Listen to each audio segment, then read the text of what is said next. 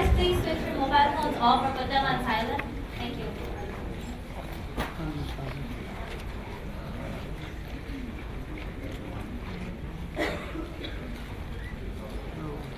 So, welcome everybody.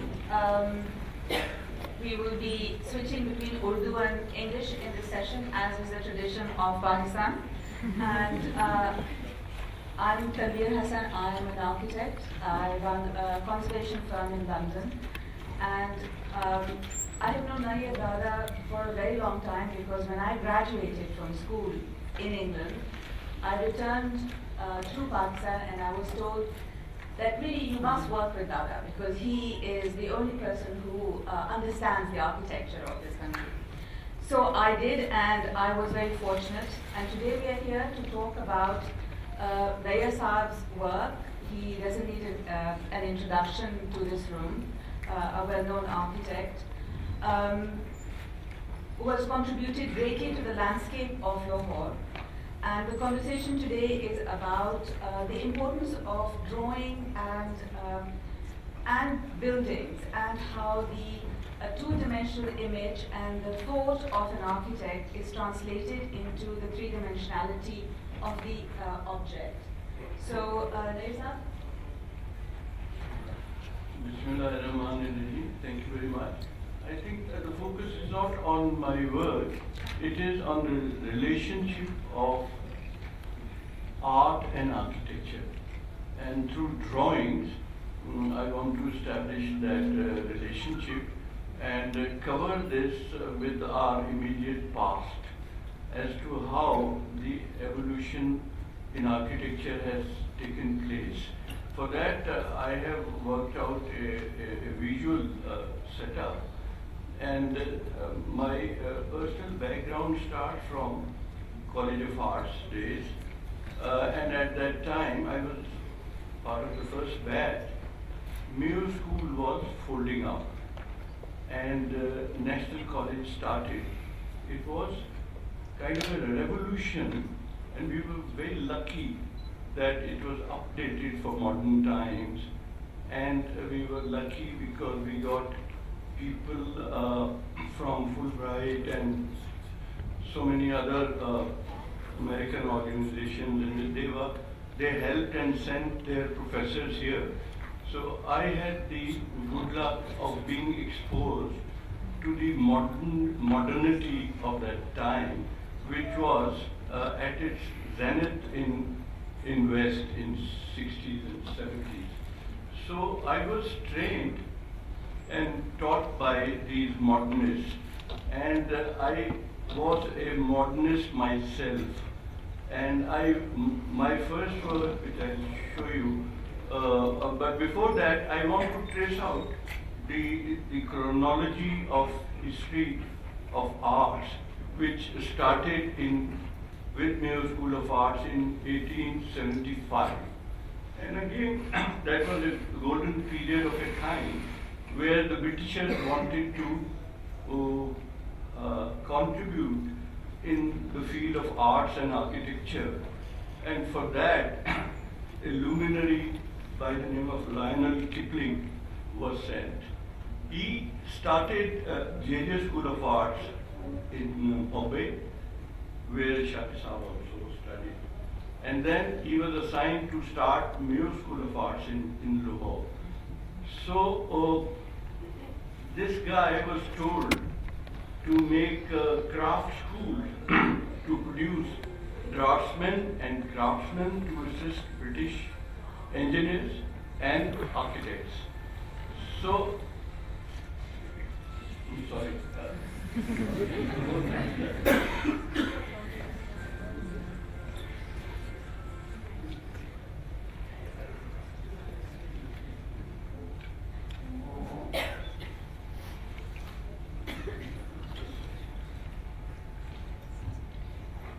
Now, Lionel Kipling was asked, he was given a policy to create art schools in Bombay and Lahore to produce draftsmen and craftsmen to assist British engineers and British architects.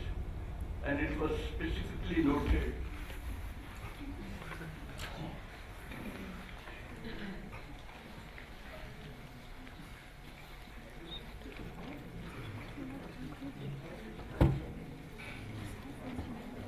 Please carry on, I'm sure we can hear you.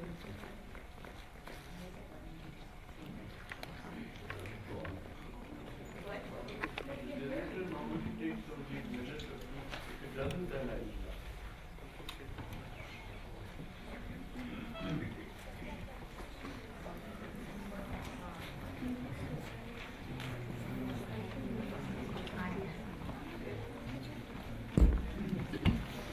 Yes. They were agreed with this. He said, why? Because I see so much talent in these people. And we should not be teaching them craft. I've gone to the Oriental College and they are teaching history and literature and poetry. Why should we expose them to this side also? So these are enriched people with other knowledges rather than craft itself. So he was going against the orders, but he was a big man, as you know. So he decided to bring in thinking there, and he created a remarkable trial of people, because he himself was a project manager or whatever you may say. Then there was a remarkable craftsman and architect, Bhairam Singh, who produced Hitchison College and all these remarkable buildings. And then there was Sir Gangaram, who was an engineer. So this trio got together and produced architecture. They told the Britishers, this gang, that you transplant these buildings like the Montgomery Hall, you bring the nakshas from there and put them here. This is not on. We must create architecture which you may be having your idea of grandeur and this, we'll follow that. But the design must be prepared with a sense of place, with materials from here, with the culture here and the climate. Those buildings like Montgomery Hall didn't have verandas and protections, but you will see that in buildings like High Court and Hitchison College, they are climatically conceived with verandas and other things. So this is how the movement came along, and then College of Arts was a break, was a revolution where Bauhaus and modern ideas came in. And then I started working as a modernist, but slowly, आहिस्ता मैं दक्षिणानुसी architect होता जा रहा हूँ, and trying to de-learn most of, not that I don't appreciate or believe in good part of modernity. I remain confused and between the two, and it reminds me Ghalib की वर्ष के चलता हूँ थोड़ी दूर हर एक राह के साथ पहचानता नहीं हूँ अभी राह को मैं. So with the visuals that I have, hopefully I'll be able to communicate the narrative that I'm trying to establish, and well, what I wanted to discuss is, if you when you put your presentation up, you'll see that there are the images are interspersed with the actual architectural drawings. And what would be nice to either talk now or after we've seen the slides is how you conceive your architecture and what is the inspiration, and how your sketching or your thinking informs your eventual creation. That's, it's quite important, because even the British architecture, the colonial architecture that you were talking about, it was influenced by a whole tradition of drawings that were also taught in the art school. And those drawings were of Mughal buildings or Hindu and Sikh building. And they were connected also to what was happening in Victorian England. and the whole aesthetic movement and the arts and crafts which came later. So it's sort of a global architecture that came under the Kipling era, but it is also a global architecture that emerged today in Pakistan, and you talk about modernity. But what I always find interesting about your work is it always starts with your sketches and your creation, your sculpture, your thoughts, and that would be quite nice to talk about. Visuals.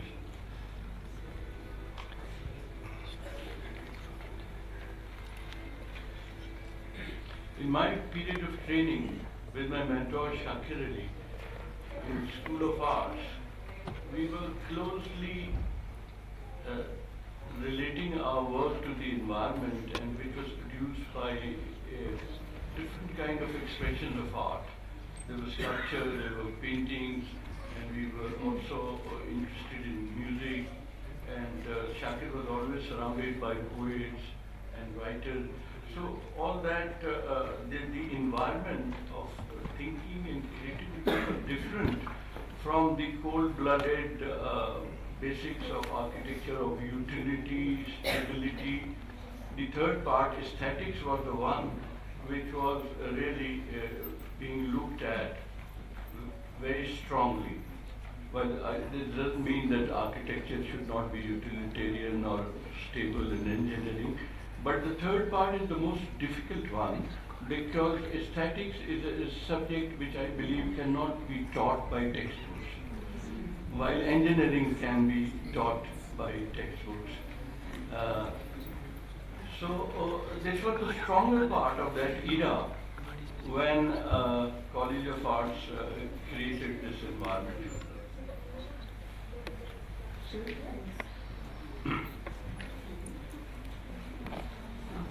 But when you talk about working under, when you were at the art school, it was this Federing, not Federing, but it was Sonnenberg, wasn't he? And he was a modernist in many respects. Yes, but the difference is that Sonnenberg came with all the modern ideas and he lifted up College of Arts in that sense. But when he came here, he was overawed by people like Shakir. So he changed his thinking and program, and that is where the blend took over. The input of the locals, like Shakir, and that of Sonnenberg, they were two different schools, but that is where the merger of the older part of thinking and the new thinking coexist. And how do you think that's different from today's architecture? I mean, today the way architecture is taught, the way we study it in schools in Pakistan. What do you think was different from the way you studied it and that era, that period of euphoria? Because that was the 60s. It was an open world. It was an engaged world. And today is a very different environment. So you think, I don't know, David?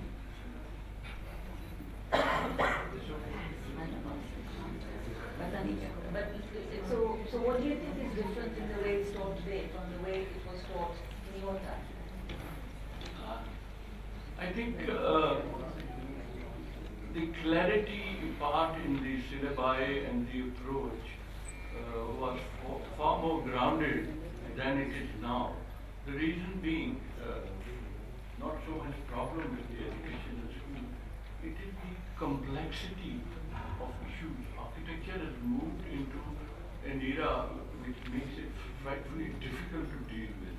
There are problems of energy conservation, there are problems of this climate change, ecology, and congestion of density and urban issues. All these make architecture itself a frightfully intricate and a difficult subject to deal with. So they said you grew up in Lahore. So your exposure was to the buildings of Lahore and to books in the library. Yeah? Yes. Today, we have exposure to, through the internet, to anything that the world has to offer. So we are, in fact, a much open society, a more open society. Do you think, therefore, the architecture that we produce would be more global? And why are we moving away from our roots? Do you think that the contemporary architecture that's coming up in Pakistan is still rooted in Pakistani aesthetics, or for want of a better word, or do you think it's moving away from that? No, the variance is there, but sadly, the use of the inspiration from the past and the use of tradition is very superficial, and it's only in the form that you produce buildings and stick cars and you make buildings look like movie buildings and all that. This is a dangerous trend. There are very few examples where you follow the spirit of the tradition, which is use of space. Like when I designed this building, I was inspired by the courtyard concept, but I didn't make a rectangular courtyard. I made a green courtyard in the center. I use the courtyard concept. So if you use the spirit of the movement of air in the traditional Mughal architecture, you will see how the gullies are used and use of water to cool the place. So that spirit, the soul of that architecture has not been studied or used in application. Only forms are picked up and stuck on, prestige sort of a thing. That trend is a bit dangerous and is fairly popular. Is it working? So now should we watch the film that we prepared, that you prepared for this session?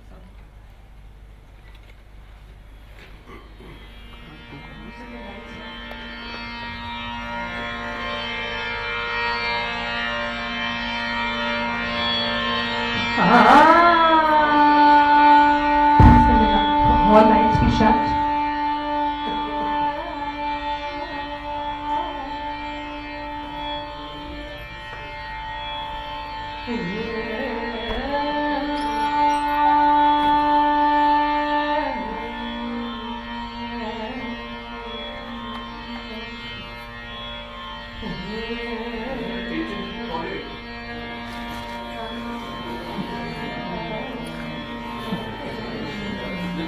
Technological advancement we are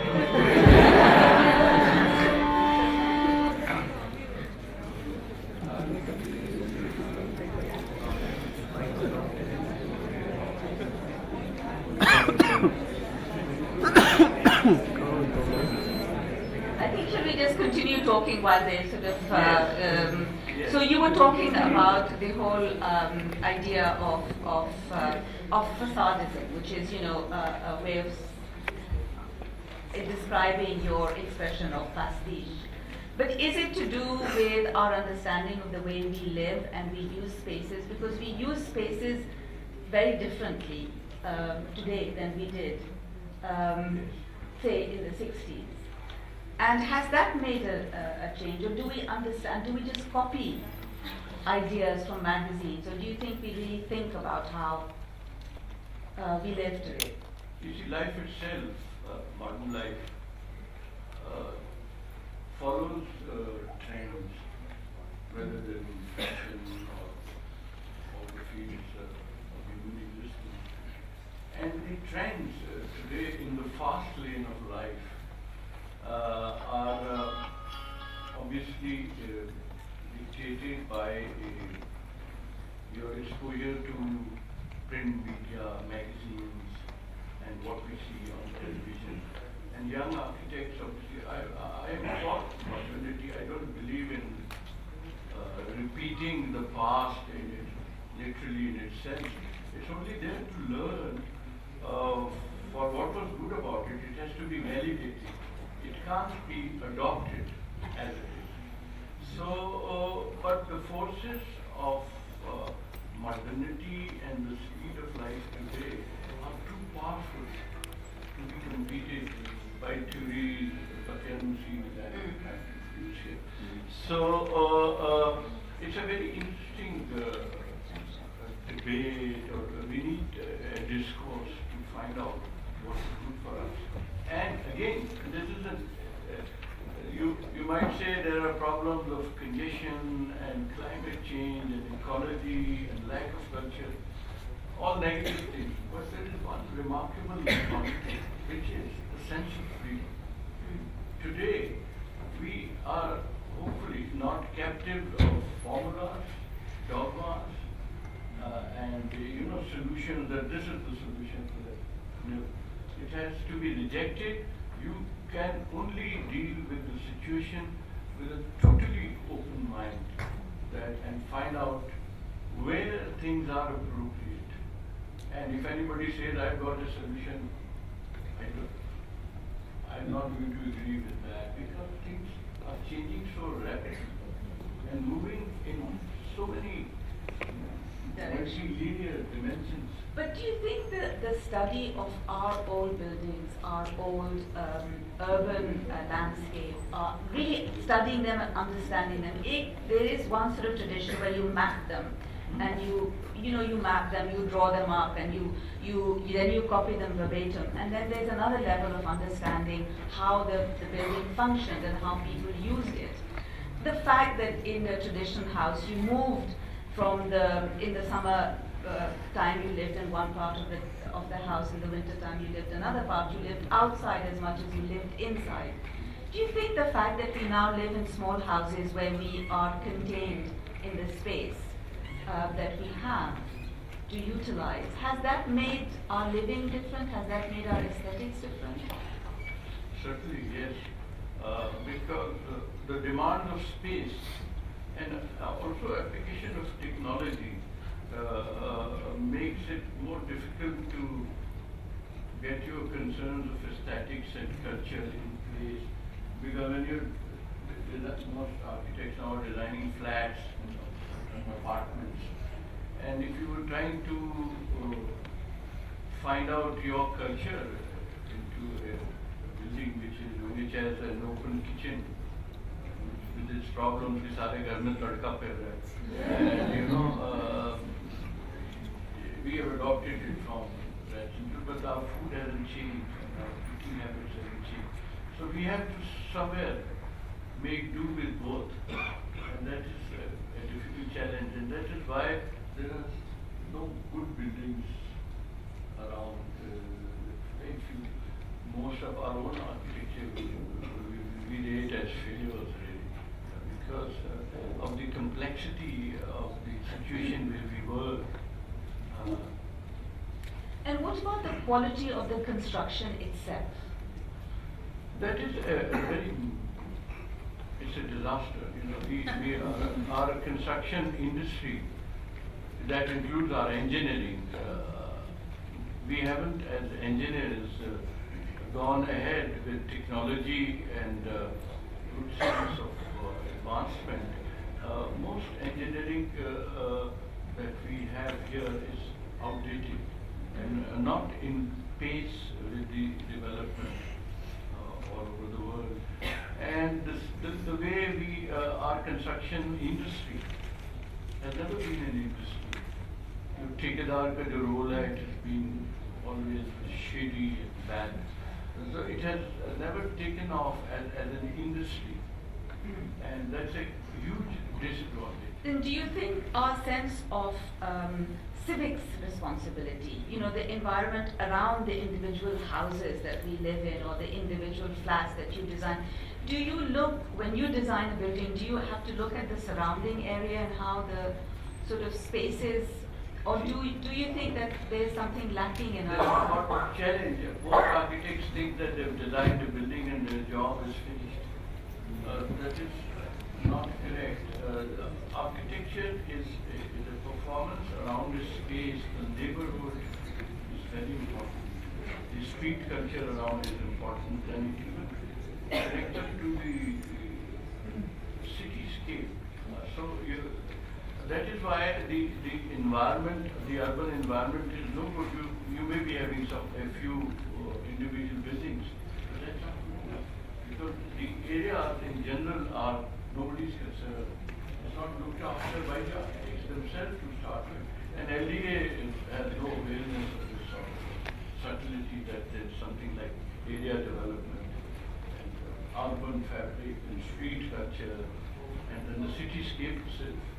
Yes, ma'am. So bringing you back to your earlier point of Kipling, because the Mall Road or the buildings around it were conceived as a sort of a unified colonial kind of extension. And so, but we are, I mean, Lahore is expanding and there are large areas which are being developed, and there are areas which are for a certain class of people who can afford a certain environment, and then there are other areas for another class of people who can afford slightly less. Is there a difference in the way they are conceived, approached, or do you think there should be a more unified view? Actually, there is no overview. I remember in Chaudhry, my first time, he said, आप लोग शिकायत करते रहते हो ये नहीं है ये खराब है तो हम क्या करें? हमने कहा कि urban unit was created to eradicate our manners from our past. We got them together and it's a very efficient and modern setup. We can deliver a lot and it's doing very useful work, now it's beginning to get better. But most of the time they were used for donkey work, for computer storage, for example. Their real role is that they should be given the authority to decide issues like land use and the expanse of urban fabric and larger policy, which actually they still don't have that authority or freedom to do it. But hopefully it will get better. And the relationship between the architect and the client. You know, these sort of big conceptions that we will look at H.M. College or the Mayo School of Art, they had a very strong agenda. They had a very strong political and government raison d'etre. Whereas the house that you design has a client, has an individual client with their individual aesthetics. When you design for a larger community, like you did with the Muslim town, how does aesthetic come into that? How do you select a typology? How do you create that? I mean, how does it come about? As I mentioned earlier, that these three demands on architecture. First is the purpose or utility, and the second is third is the aesthetics. Now, as I said, aesthetics, I can't see how it can be taught. It comes from within, it comes from your subconscious or your environment and your, like when I was in college at Far, because of Shaki Sam, I knew Roshan Ara Begum, Madam Fayed. So in the presence of that sort of people, then you know, literature, poetry, music, it automatically enriches your faculties of thinking, and you don't have to use any formulas from these people. You know, it is like Shakisha, for that matter, he never taught us anything. In drawing, he was teaching us drawing. Really. But we were so inspired by his work and his, you know, lifestyle. Automatically our drawing flourished and became good. So if you have, like College of Art has this advantage of the environment, from there. Do we have a film? Yeah. Good, thank you.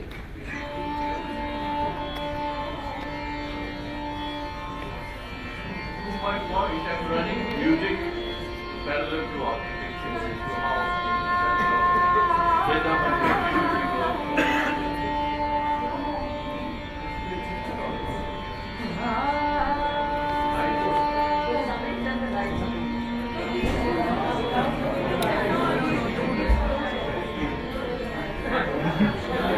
Can we have the wall lights on?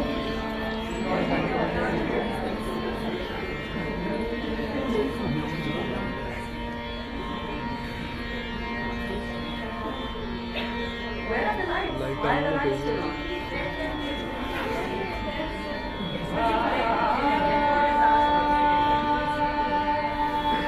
This is the same trio that I spoke of, Bhai Ram Singh, Sir Gangaram, and Rajan introduced this environment. Introduced on the stage, you see on the bottom. This is New York School of Arts.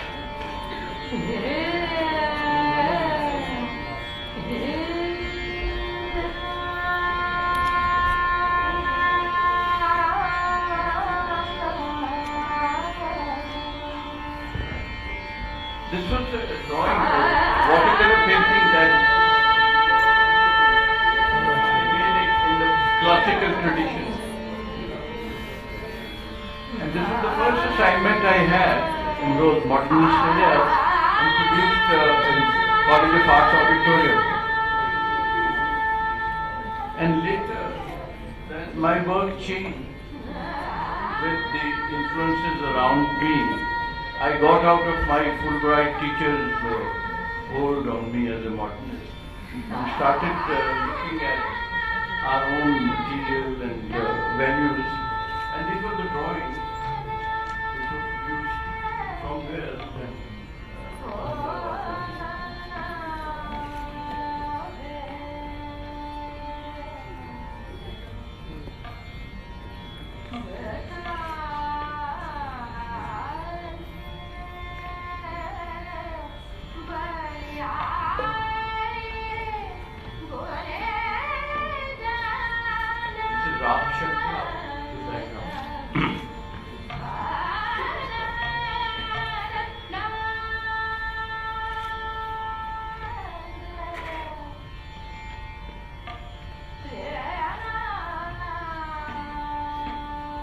Drawings again.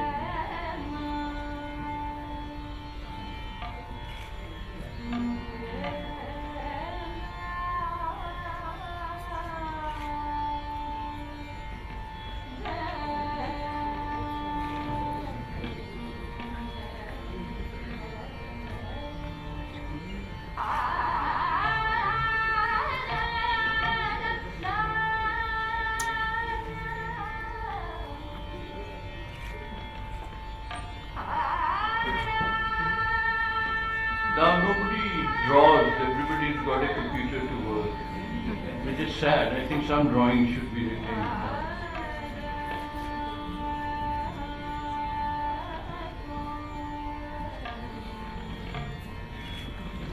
Drawings are not just presentations, they're also part of design process.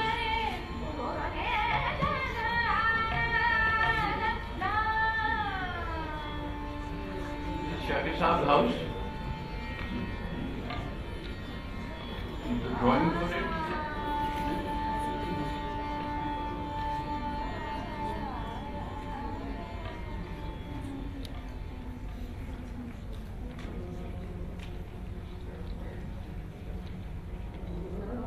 The music changes. It is Rag Nilambari. It was Shakir Saab's favorite.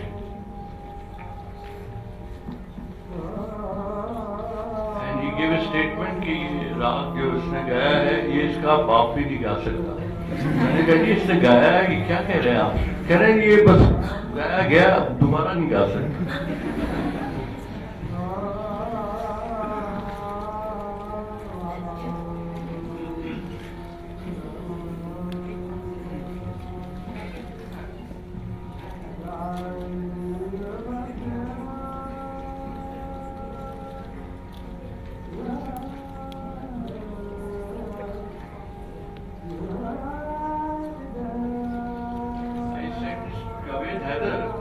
इसे architect बकवास से निकाल दो रात मुझे भेज दो।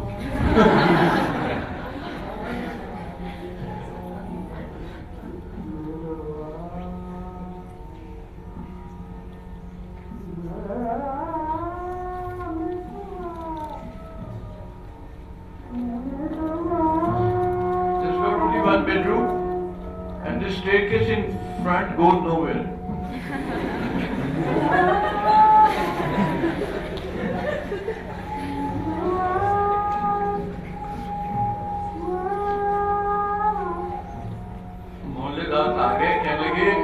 पैसे खत्म हो गए हैं, इतनी पैड़ी ईंटा लगा रहे हो, ਸਾਡੇ ਕੋਲੋਂ ਲੈ ਲਓ।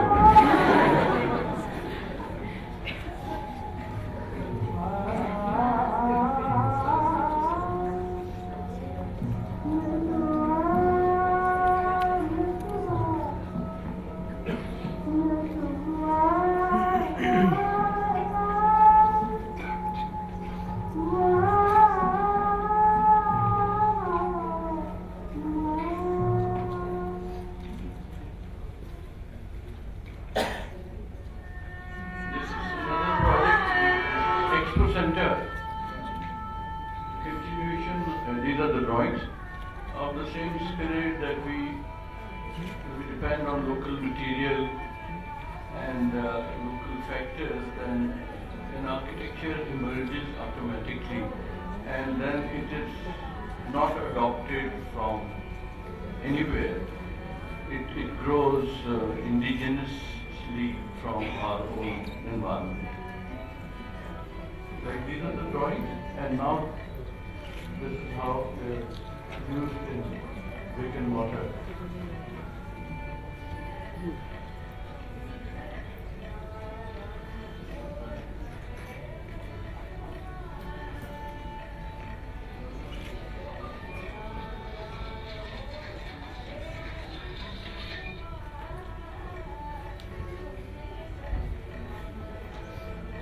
This is a project in Multan.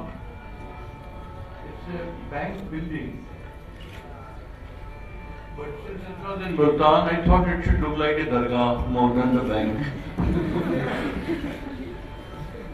These are drawings for a mosque in Lahore in various towns. The drawings transformed into the mosque.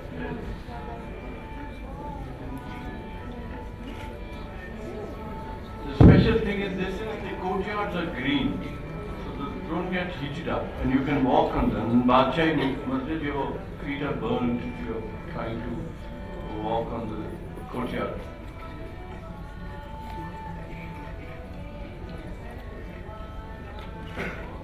I'm sorry, it's a small screen, so it doesn't show much.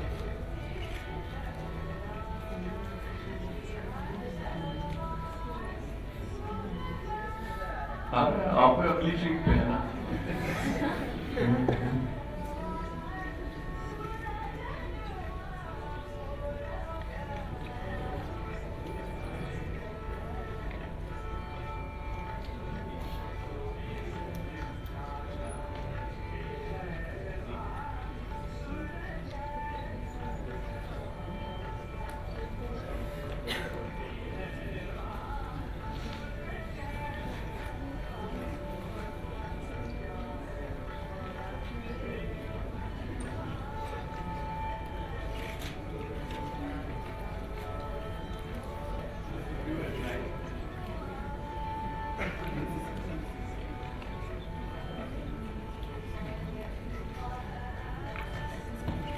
Drawings of another mosque in Karachi.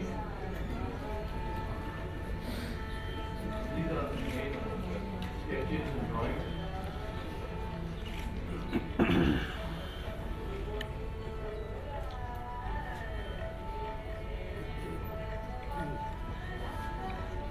मौसीकी के बारे में बताइए। मौसीकी कौन सा राग? Changed into Durga.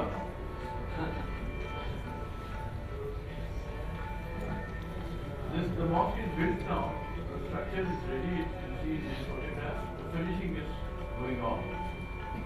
And unlike the Lahore mosque, this doesn't have any break. It's different because it's using local beige stone of Karachi.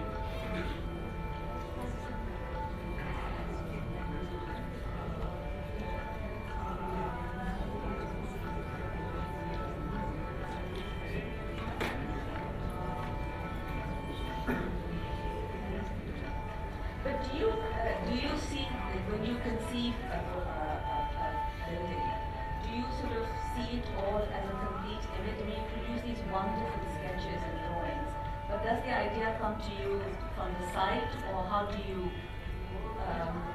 start designing a project? Certainly the site itself, because the building must sit there or it must grow out of the site. This is on a pahadi now, and it sits very well. We have not touch the contours or left and there. So once built, it looks like the impact will be that of a building grown out of its place. And then, of course, the requirements and purpose of the building, I made some minor contribution in both of these mosques. Is that with great difficulty I was able to convince the client that mosques are not for prayers alone. They should do more than that.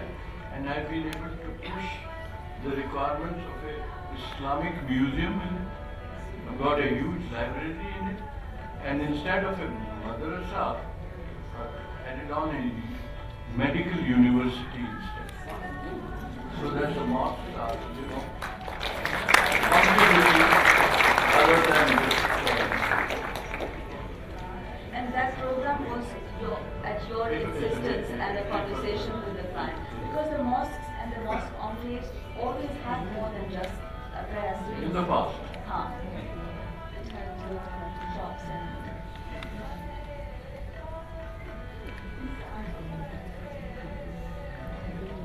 And for inspiration, what were you looking at The mosque. when you were designing it? I was not looking at the client. No, I say this because of all the architects, your aesthetic is so steeped in Pakistan, and it sort of comes to you naturally. So when you pick up your pen and you start drawing, the three-dimensional object that you create is very truly and completely of the soil. So my question is, do you look at anything, or is it just things that you have absorbed? I think it's the subconscious that works, but it only works if you have been exposing yourself to these things.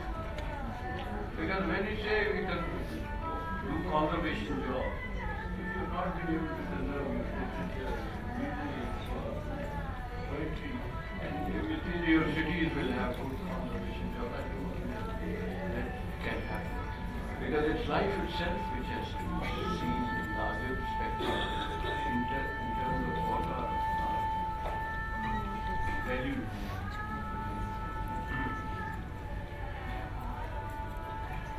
Sorry. This is the hotel in Tanvir Hasan. When he gave me the assignment, he told me, he said, you are not going to import anything, though there is a huge advantage of beauty, except for the lifts and air conditioning, furniture, fabrics, carpets. You must develop from the locals. So I was able to do little sketches for. So I developed a lot of expertise for crafts, from where I formed this narrow gallery for the artists and craftsmen, which later became, as I said, involved into literature, music. Now the whole thing becomes complete. And that's why people like Mr. Hasan, they always so proud of having them. And do you have younger people coming to your gallery? Do you have a... Once Asma Jagi remarked that I went to Nayyar, and the youngest people there were Qasim Jafri and Nayyar Dada. From there mostly people like Tanvir Hasan. So do you think we are losing touch with our culture, Nayyar? Is that what you're saying?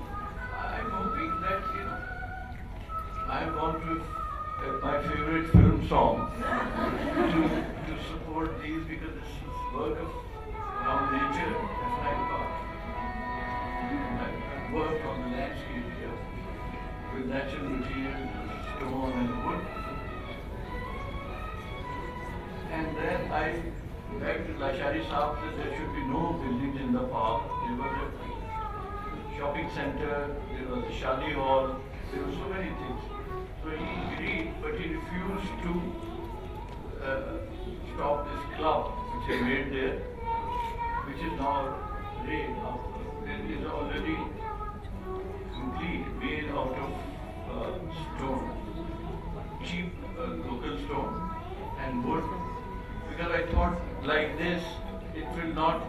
kill the park so much. It will hopefully grow out of it.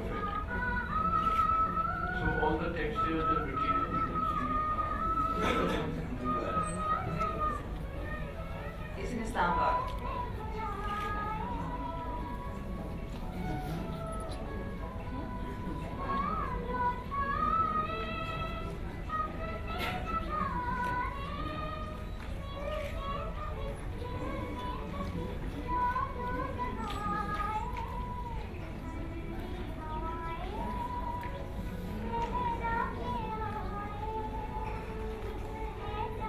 Looks better with music.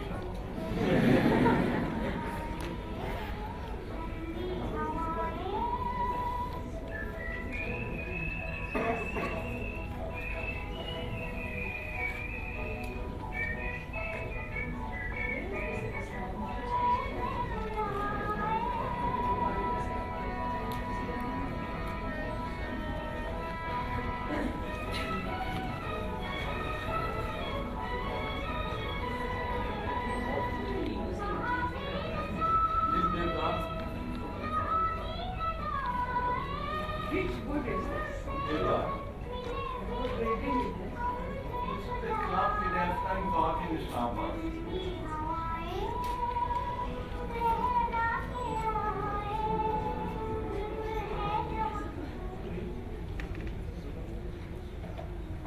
So The new gallery in the park. New? The new gallery that they built in Islamabad, opposite the British Assembly. National Art Gallery. Why did they put that in the park? It would be much more. Yes. That's it, I think. we have naturally progressed into a question session, so anybody with any questions, Sure. we'll start with. No, मेरा हो गया सब. Anybody else?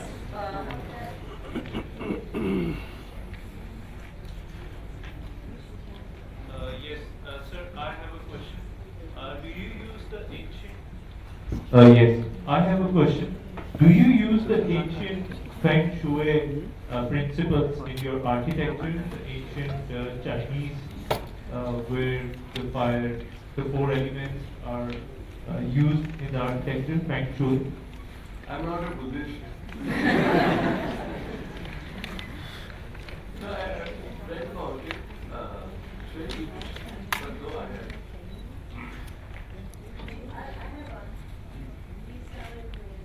There's a question over there first. Sorry, I'll give Sanjay second. Assalamualaikum. I'm Mr. Alvi. I'm also an architect. I wanted to ask you, how do you feel about Alhambra now that you visited after? It was built in 1992. How do you feel about it now? What do you think when you come here? It's badly kept.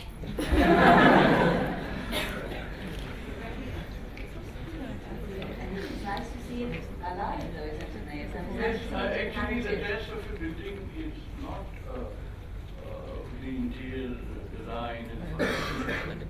The real thing is people in it. And that's the test when you see outside if people are happy moving around in these spaces. Then it's the real success. Any more beautiful looking building, if it doesn't operate with people so well, does not come up to that mark. Now can I have my question? Yes, of course, absolutely. My question is that when we were not aware of the technology, when we were not exposed to internet and things like that, I have a perception that architects tended to think more about their projects, and the projects had more sense. Now it's more of cut and paste, and the inspiration that previously architects got was through exposure, through interaction, through seeing things themselves. So I wanted you to comment on it because you are, I think, a supporter of technology, and because that technology has a positive aspect, yet it has made us stop thinking. It has stopped our sense of curiosity of finding things ourselves through interaction. It makes it much faster and you make more money. Thinking about the statement that architecture is frozen music. The music has disappeared, it's frozen now. So we have this bit of a problem of thinking gone away from the process. Yes. Mr. Chima wants to ask a question. Why are you so fascinated by arches and domes? We don't. Why are you fascinated by arches and domes? Arches and domes? No, I use them in the mosque. The domes are something that They're a non-modern way of spanning actually, it's because the material brick becomes natural with our, budgets and the concern with the economy. You can't have techniques with brick is an obvious choice here because when I was working on this, I walked on the mall and found what the British did. It did wonders with brick. We use that, and that's the only affordable. The brick, when you use it, the brick speaks for itself that I should be informed an arch and not in a lit. So that is how much is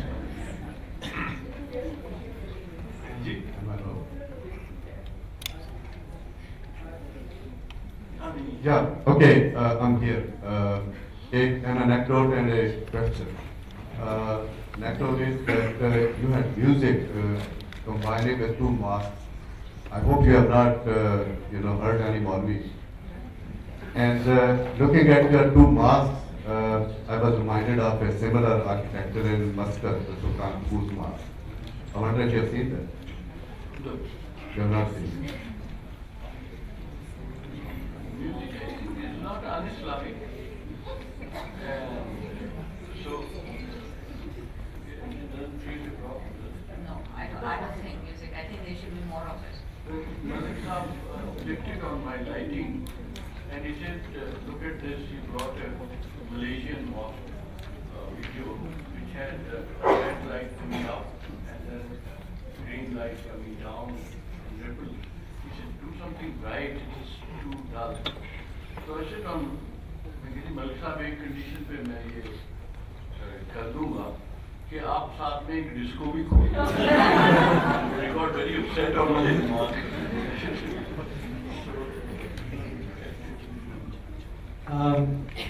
My name is Hussain. I'm a student of architecture, and my question for you, sir, is that over my education, I've come across that there are two major ideologies that are prevalent in the city of Lahore.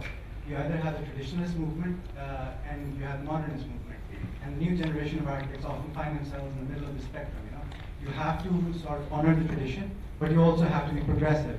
So, sort of being caught in the middle of the spectrum, you sort of produce architecture that is neither traditional nor modern. It's sort of architecture with an existential crisis. So my question to you is, how do you sort of resolve these two ideologies? And as far as what you had said about, replicating certain architectural elements like Zirokas, domes, arches, they also have certain experiences that add to the quality of a building. So maybe perhaps if you could comment on that as well, why we should not simply just take those elements and use them. I can't give you any solution or formula. It's a search for appropriateness which is on. We keep on learning how to do things better. Learning from the past, learning from modern times, and try to use architecture which can coexist and can deliver the goods, which is the purpose of the building. And the buildings become statements because they are part of the landscape, and architecture today will be heritage of tomorrow.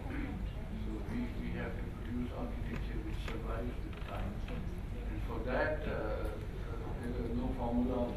Honestly, I'm still learning. Can't give you any solutions. Hello, Assalamualaikum. My name is Nashmiya. I'm a visual artist. I have a slightly out of context question. How do you feel about the recent housemanization of Lahore and population इतनी बढ़ रही है मगर गाड़ियाँ उतनी उससे भी ज़्यादा हो गई हैं और modes of transport public transportation क्या वो सोल्यूशन दे रहे हैं नहीं दे रहे हैं बट मेरे लिए बहुत I think for all of us who live in Lahore who've been living in Lahore all our lives something about Lahore is completely changed now since the past 15 years. My work is actually about that too. So मैं थोड़ा सा आपका उस पर करना चाहती हूँ आप क्या thoughts हैं? You're talking of the issues of large cities. Yes. We are part of that, and they're invariably disasters. Karachi is even a bigger disaster.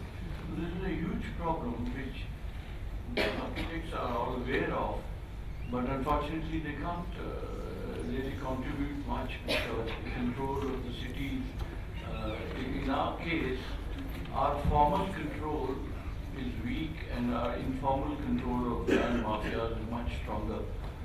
So 30% of the Lahore is under formal control, 70% spreads according to Qabda group and all. So they, at the moment it's not a controlled urban discipline, which is very sad.